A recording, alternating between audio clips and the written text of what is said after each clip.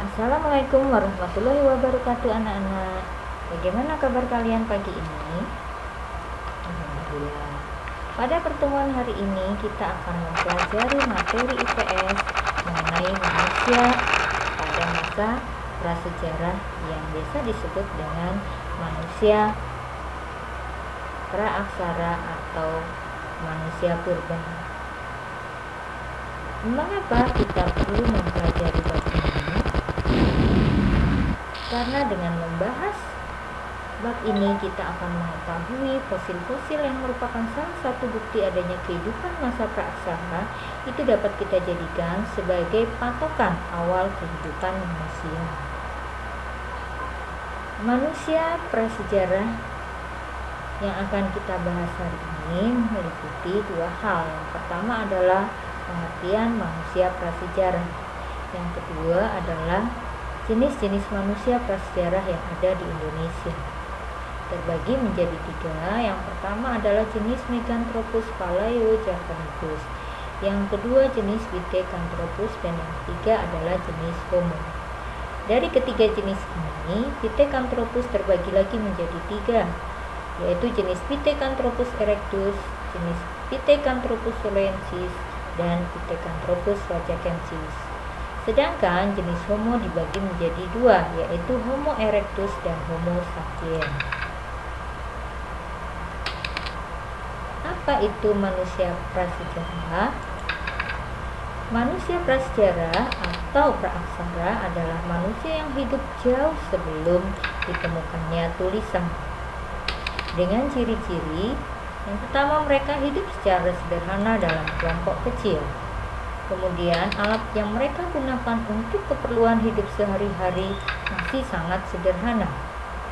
Juga belum ditemukannya peninggalan tertulis karena mereka belum bisa membaca atau belum mengenal aksara. Kemudian ada tiga jenis manusia prasejarah yang ada di Indonesia seperti yang sudah Ibu sampaikan di depan. Yang pertama adalah jenis Meganthropus palaeojavanicus. Meganthropus palaeojavanicus terdiri dari beberapa kata. Yang pertama adalah mega, artinya besar atau raksasa. Anthropus artinya manusia. Paleo artinya tua atau kuno. Javanicus artinya pulau Jawa. Sehingga Meganthropus palaeojavanicus dapat diartikan sebagai manusia raksasa yang berasal dari Jawa kuno.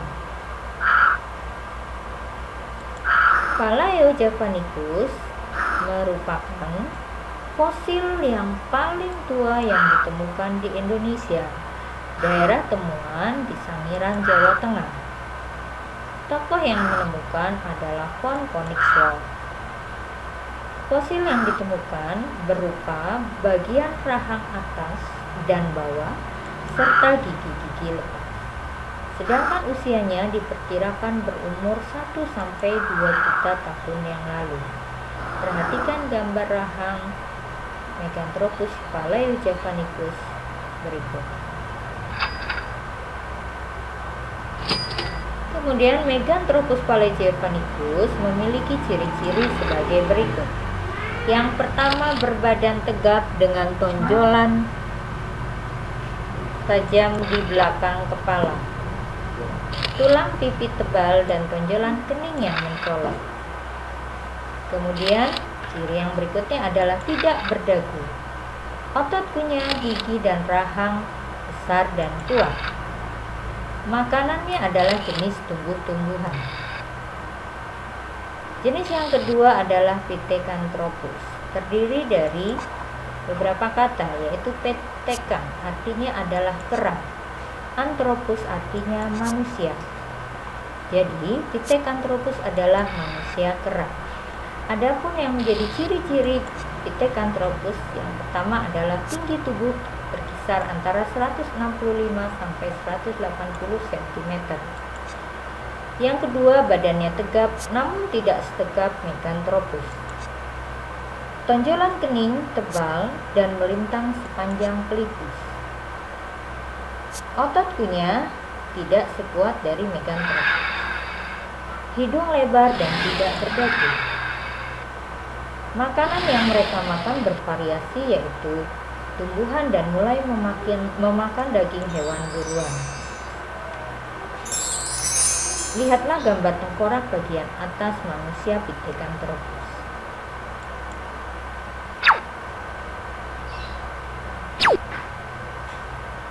Ada 3 jenis manusia purba jenis Pithecanthropus di Indonesia.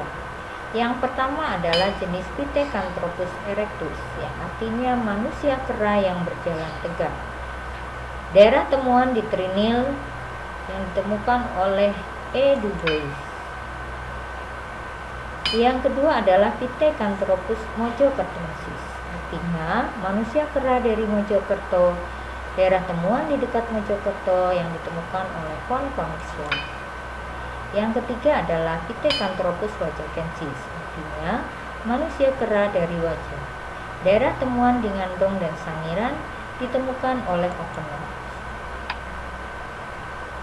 Yang ketiga adalah jenis manusia Homo. Fosil jenis Homo ditemukan di Indonesia, yang merupakan fosil yang paling muda dibandingkan dengan 2 jenis fosil lainnya. Para ahli sering menyebutnya dengan Homo erectus atau manusia berjalan tegak, atau Homo sapien artinya manusia cerdas. Perhatikan fosil tengkorak dari Homo wajakensis berikut.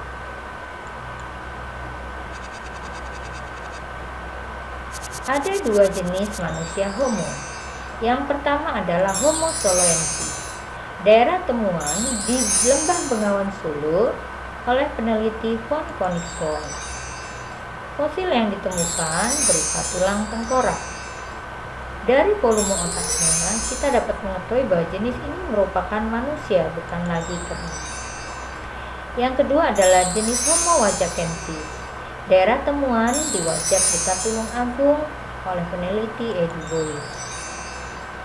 Diperkirakan telah pandai membuat peralatan dari batu. Diperkirakan pula telah mengenal cara memasak meskipun sangat sederhana. Ciri-ciri manusia Homo. Tinggi tubuh berkisar antara 130 sampai dengan 210 cm. Volume otak lebih berkembang dibanding Meganthropus maupun jenis Pithecanthropus. Otot kunyah, gigi, dan rahang sudah menyusut. Tonjolan kening juga sudah mulai berkurang dan sudah memiliki dagu. Mempunyai ciri-ciri ras Mongoloid dan Australopithecus. Manusia-manusia purba yang pernah ada di Indonesia. Pada masa Holocene, jenis manusia yang hidup adalah Homo sapiens. Masa Pleistosin atas, yaitu lapisan dan fauna Ngandong, jenis manusia yang hidup Homo wajakensis dan Homo soloensis. Pada masa Pleistosin tengah, yaitu lapisan fauna Trinil, jenis manusia yang hidup adalah Pithecanthropus erectus.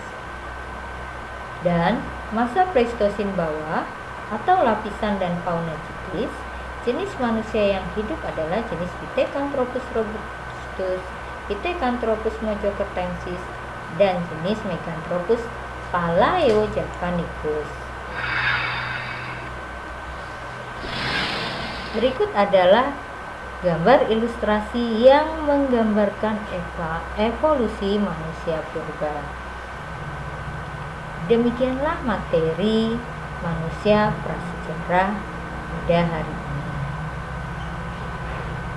Silahkan kalian buka LKPD mengenai materi prasejarah atau bahasa. Silahkan nanti kerjakan di rumah. Karena waktu pelajaran sudah habis, untuk pertanyaan silahkan kalian tuliskan di buku, dan nanti pada pertemuan selanjutnya silahkan kalian tanyakan dan kita bahas bersama. Ibu akhiri pembelajaran hari ini. Wassalamualaikum warahmatullahi wabarakatuh.